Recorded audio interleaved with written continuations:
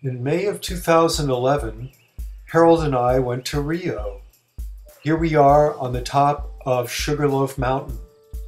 We stayed with my wonderful friend Sibeli, who I met in Nepal. Sibeli has a lovely daughter named Patricia and a son Paolo, who taught himself English starting at the age of 4. We stayed in Sibeli's beautiful home with its inner courtyard garden, beautiful artwork, handcrafted furniture, lovely backyard pool. Here's Harold hiding behind his favorite tree. We're now getting ready to ascend Sugarloaf Mountain by cable car in 2 stages. Rio would be a beautiful city if it weren't for the oppressive flatness of its terrain. Paolo insisted that I make this video amusing, and well, that's about the best that I can do. So here we're ascending the 2nd stage of the journey with Sugarloaf in the distance. Soon you'll see a cable car passing us on the way down.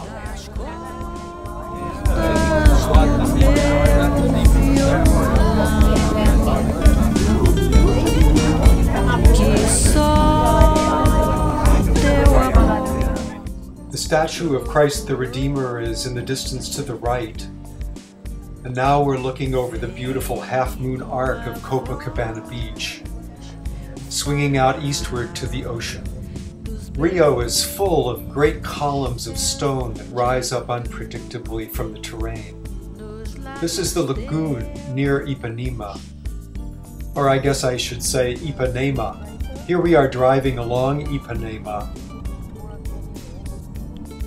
Many of the sidewalks are emblazoned with beautiful mosaics, and the botanical garden is full of hidden palms and bamboo, and a beautiful room of orchids. Sibeli's wonderful designer friend Hossani took us around to museums and furniture galleries for the day. Alongside of the lagoon near Ipanema, women cut coconuts so that you can drink the milk. Here we are by the lagoon, and here's the coconuts, which we very happily drank. Rio has some marvelous art museums with avant-garde art as well as traditional art. This work by a Japanese artist transformed the space in really fascinating ways. But Rio is full of art of all kinds. The sand castles along the beach were just magical, and the city has lots of amazing graffiti. Really fascinating and beautifully done.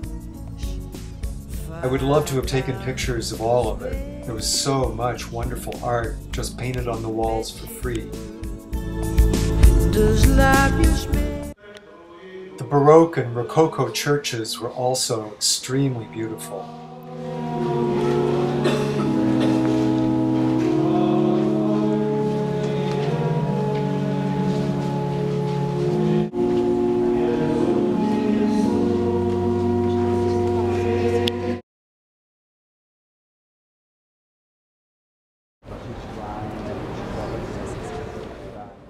Here's a later neoclassical church. It's a favorite of mine. What is the statue here? Our Lady of Candemari. Candemari is because of the procession. Old procession to worship Christ wonders. The cathedral downtown is built in the shape of a Mayan temple. Sibeli and I went to a really fun performance of local musicians near her neighborhood. We got to eat in some wonderful restaurants, including Celeiro, where one of Sibeli's friends is the chef. She also gave us a barbecue with her friends, a traditional Brazilian barbecue. Here they are bringing the meat to serve us. I thought you might want to hear a little Portuguese.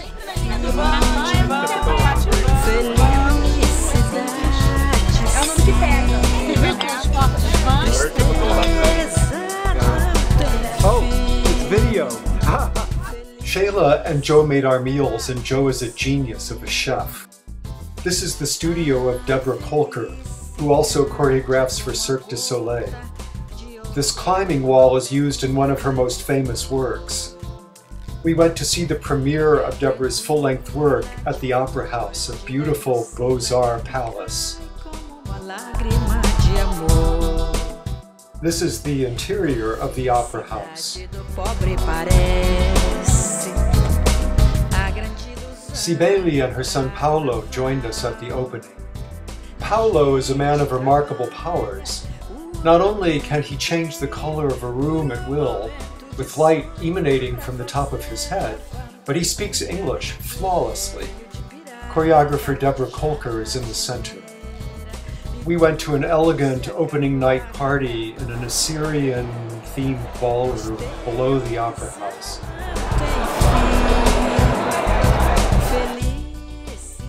On the last day, we went to the top of Corcovado, where the statue of Christ the Redeemer stands. We're looking out towards Sugarloaf now, and along the strand of Copacabana, now down to Ipanema, and now up to the statue of Christ the Redeemer.